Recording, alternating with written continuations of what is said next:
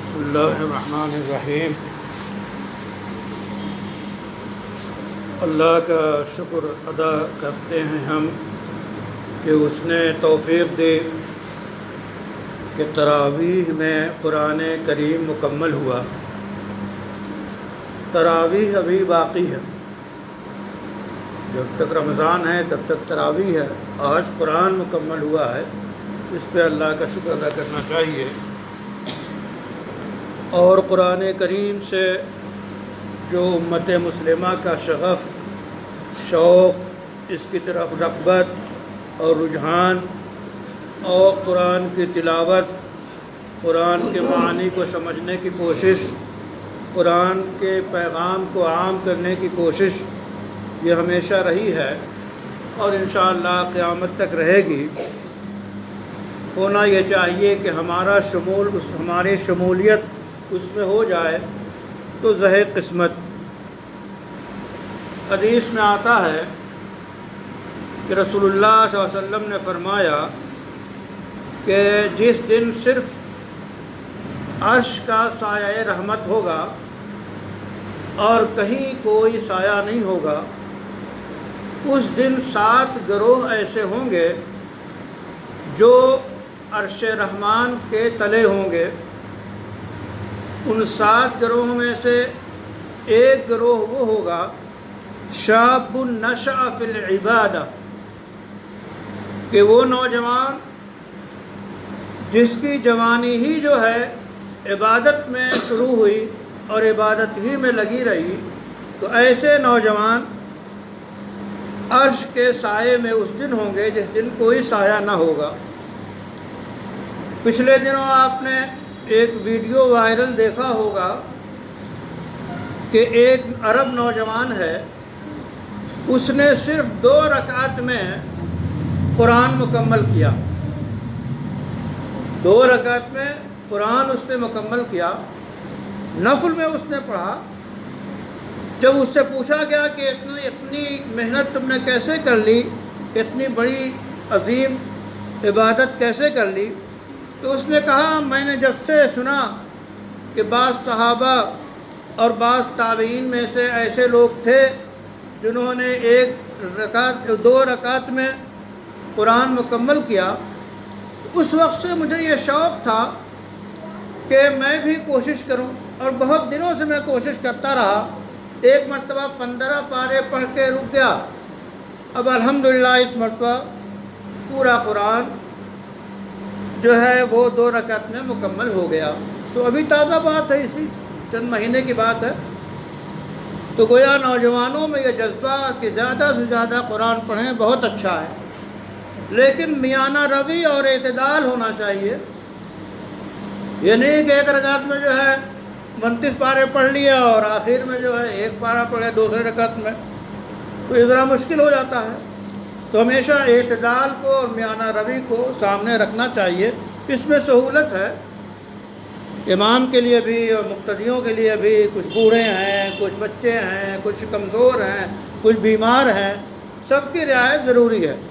رسول اللہ صلی اللہ علیہ وسلم فرماتے ہیں کہ جب میں کسی بچے کے رونے کی آواز نماز میں سنتا ہوں تو سورے کو مختصر کر دیتا ہوں، نماز کو مختصر کر دیتا ہوں، تاکہ کوئی ایسی خاتون جو نماز میں شریک ہو اور بچہ اس کا ہو، دودھ پینے والا بچہ ہو۔ تو رحمت ہے، دین میں بڑا لحاظ رکھنا چاہیے۔ پھر قرآن کریم کی تلاوت ایک حرف پہ 10 نیکیاں ملتی ہیں، اور خدا صلی اللہ علیہ وسلم نے فرمایا کہ لا اقول الف لام میم حرف، کہ میں یہ نہیں کہتا کہ الف لام میم ایک حرف ہے، بلکہ الف لام میم میں الف جو ہے 1 حرف ہے، لام دوسرا حرف ہے، میم تیسرا حرف ہے۔ اور خود قرآن نے یہ اعلان کیا من جاء بالحسنۃ فلہ 10 امثالہا، کہ ایک نیکی پہ 10 گنا ثواب ملتا ہے۔ تو گویا 1 حرف پڑھنے پہ 10 نیکیاں ملتی ہیں، تو الف لام میم صرف پڑھنے پہ 30 نیکیاں کم سے کم ملتی ہیں۔ نماز کے باہر پڑھے یا نماز کے اندر پڑھے، جمہور علماء کی رائے یہی ہے کہ دونوں میں ثواب برابر ملتا ہے۔ البتہ رمضان کی جو خاص خصوصیت ہے اس میں ثواب زیادہ ہو جاتا ہے، تو اور زیادہ ثواب بڑھ جاتا ہے۔ اس حساب سے اگر ہم جوڑ ڈالیں تو اللہ کے فضل سے ایک ایک حرف پہ 10 نیکیاں بھی اگر ہمیں ملیں تو پورے قرآن کریم کو مکمل کیا گیا تو کتنی نیکیاں ہو جاتی ہیں۔ ان نیکیوں کو سنبھال کے رکھنا، اس کی قدر کرنا اور اس کے مطابق عمل کرنا یہ ضروری ہے۔ قرآن پڑھنے کا جو حکم ہے کہ کھول کھول کے قرآن پڑھو، یعنی ورتل القرآن ترتیلا، قرآن کو ترتیل کے ساتھ پڑھو، یعنی اس طرح پڑھو کہ سمجھ میں آئے۔ بہت سے لوگ بہت تیز پڑھتے ہیں تو پتہ ہی نہیں چلتا۔ اللہ کا شکر ہے کہ ماشاءاللہ جو ہے ایسا پڑھا گیا کم سے کم سمجھ میں آئے۔ مخارج کی عبداللہ ابن عباس کہتے ہیں کہ ترتیل کا مطلب یہ ہے کہ ہر حرف اس سے صحیح مخرج سے ادا ہو۔ ضاد، ذال، ذال، ذا، اب یہ 4 حرف ہیں، چاروں الگ الگ ادا ہو رہے ہیں، تو صحیح طور پہ الگ الگ ادا ہوں یہ مطلوب ہے، اور اس کی ہم کو مشق کرنی چاہیے۔ ننھے بچے قرآن پڑھتے ہیں، ہمیں قرآن ایسے بچوں کو ایسے حافظ سے اور قاری سے پڑھوانا چاہیے جو واقعی قرآن صحیح پڑھتا ہو اور صحیح معلم ہو، تربیت یافتہ ہو۔ ورنہ ہم اپنے بچوں کو ایسے لوگوں کے حوالے کر دیتے ہیں جن کی شین قاف خود ہی صحیح نہیں، وہ نہ جانے کس طرح قرآن پڑھا دیتے ہیں، پھر اسی طرح مکتب میں پڑھ لیا زندگی میں ویسے ہی۔ اس لیے جس عمر کے ہم ہیں اس عمر میں ہمیں کوشش کرنی چاہیے کہ بہتر سے بہتر قرآن پڑھنے کی کوشش کریں۔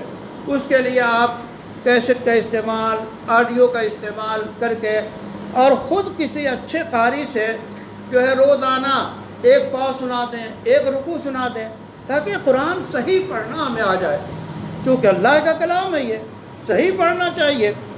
اور اس کے ساتھ ساتھ پھر اس کا معنی و مطلب سمجھنے کی کوشش کرنی چاہیے، ترجمہ پڑھنا چاہیے، جو زبان آپ جانتے ہیں اس زبان میں ترجمہ، چونکہ جو عربی زبان جو لوگ بولتے ہیں وہ 470 ملین لوگ ہیں جو عربی جانتے ہیں، بولتے ہیں، بقیہ پوری دنیا عربی نہیں جانتی۔ اور قرآن جو ہے ہدی للناس، پوری انسانیت کے لیے رہنما ہے، تو پوری انسانیت 470 ملین کے علاوہ جو انسانیت ہے اس کو بھی قرآن سمجھنا ہے، تو وہ ترجمے کے ذریعے سمجھے گی۔ جس کی جو زبان ہو اس زبان میں قرآن کو سمجھے اور روزانہ تھوڑا تھوڑا قرآن پڑھے، ترجمہ پڑھے، تاکہ معلوم ہو سکے کہ اللہ کا پیغام ہمارے نام کیا ہے۔ سعودی سے اگر عربی میں کوئی خط آ جاتا ہے، لیٹر آ جاتا ہے، تو یہ نہیں ہے کہ اس لیٹر کو سنہرے غلاف میں لپیٹ کے جزدان میں رکھ کے الماری میں بند کر دیں۔ کیوں؟ اگر کوئی ایجنٹ ہے تو اس کو کوئی ویزا آیا ہوگا، جس شعبے کا جو ہے عربی میں خط آنے کا مطلب یہ ہے کوئی ویزا ہے، کوئی ضرورت ہے، کوئی وانٹ ہے، اس لیے اس خط کو فوراً کہاں لے جائیں گے؟ کسی ٹرانسلیٹر کے یہاں، عربی جاننے والے کے یہاں، اس میں دیر نہیں کریں گے، اس کو سمجھنے کی کوشش کریں گے، ایک پیش کا خط فوراً سمجھیں گے، پھر اس کے بعد جواب دیں گے اور اس کے بعد عمل کریں گے۔ اسی طرح اگر دنیا کا کوئی بڑا لیڈر کوئی بات کہتا ہے تو چاہے وہ جس زبان میں کہے، پوری دنیا کی زبان میں وہ فوراً منتقل ہو کے نیوز میں، اخبار میں، حتیٰ کہ چائے خانے میں میز پر وہ بیان آ جاتا ہے کہ دنیا کے فلاں لیڈر نے یہ بات کہی ہے۔ کیا مطلب ہوا؟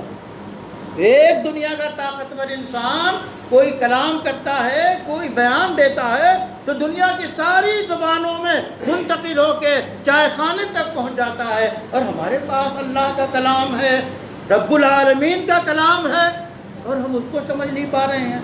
یہ افسوس کی بات ہے، سوچنے کی بات ہے۔ اس کلام ربانی کو ہمیں ضرور سمجھنے کی کوشش کرنی چاہیے، اور اس کا ایک ایک لفظ ہمیں معلوم ہونا چاہیے کہ اللہ ہمیں کیا فرما رہے ہیں۔ اور دنیا کی بقا اور دنیا کی ترقی اور دنیا کی سکون کی ضمانت اگر ہے تو صرف اور صرف قرآن پڑھنے، قرآن پہ عمل کرنے اور اس پیغام کو اور اس میسیج کو عام کرنے میں ہے۔ یہ سمجھ کے ہم قرآن کو لوگوں تک پہنچائیں، کیسے ہی حالات ہوں، حالات سے کبھی نہیں گھبرانا چاہیے۔ ہمیشہ حالات امت مسلمہ پہ آئے ہیں اور امت مسلمہ کو آزمایا گیا ہے، طرح طرح کی چیزیں ہوئی ہیں۔ حالات سے نہیں گھبرانا چاہیے، جو اپنی ڈیوٹی ہے وہ انجام دینی چاہیے کہ اللہ کا کلام ہر اس شخص تک پہنچائے جہاں تک پہنچانے کی صلاحیت رکھتا ہے، تاکہ قرآن کا پیغام عام ہو، یہ میسج جائے اور لوگ عمل کریں اور دنیا کو تباہی سے بچایا جا سکے، دنیا کو ظلم سے بچایا جا سکے، دنیا کو ان پڑھ ہونے سے بچایا جا سکے، دنیا کو بھوک کے دلدل سے نکالا جا سکے۔ جب آپ بھوک کے دلدل سے کیسے نکالیں گے؟ قرآن نکالے گا۔ کیسے؟ قرآن نے زکوٰۃ فرض کیا ہے، مالداروں پہ زکوٰۃ فرض ہے 2.5%۔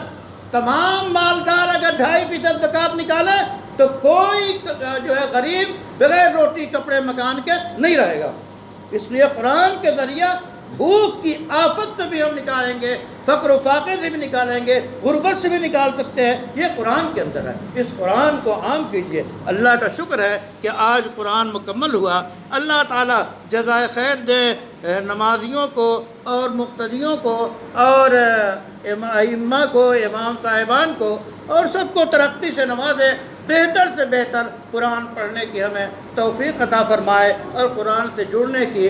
رمضان قرآن کا مہینہ ہے، شہر رمضان الذی انزل فیہ القرآن، رمضان میں قرآن نازل ہوا، قرآن کا مہینہ ہے اور پوری امت۔ دیکھیے اللہ تعالیٰ کا نظام ہے کہ قرآن جو ہے رمضان میں پوری دنیا میں تراویح میں مکمل کیا جاتا ہے، تو گویا پوری دنیا یہ جان لیتی ہے یہ وہی نسخہ ہے، یہ وہی کتاب ہے جو محمد عربی پہ اتری ہے، سب کا ایک۔ یہاں بھی یہی قرآن پڑھا جا رہا ہے، مکہ میں بھی یہی قرآن پڑھا جا رہا ہے، انگلینڈ اور بریٹانیہ اور امریکہ اور تمام دنیا کے بڑے شہروں، بڑے ملکوں، گاؤں تک میں یہی قرآن پڑھا جا رہا ہے۔ قرآن کا چرچا ہے، گویا وہ بالکل کھلی کتاب ہے کہ ویسے ہی ہے جیسے نازل ہوئی تھی، چونکہ اللہ نے کہہ دیا اِنَّا نَحْنُ نَزَّلْنَا الذِّكْرَ وَإِنَّا لَهُ لَحَافِظُونَ، ہم نے قرآن کو اتارا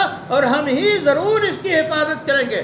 حفاظت کا ایک طریقہ یہ ہے کہ رمضان میں اس کا مظاہرہ ہوتا ہے، شو ہوتا ہے، لوگوں کو دکھایا جاتا ہے، وہی قرآن ہے، ایک حرف کی نہ کمی کی گنجائش ہے نہ زیادتی کی گنجائش ہے۔ اس لیے ضروری ہے کہ اس قرآن کو ہم اپنے ننھے بچوں کو حفظ کرائیں۔ جس کا حافظ محلے میں کتنے رہ گئے ہیں؟ محلے میں کتنے حافظ ہیں؟ کبھی جائزہ لیا اس کا؟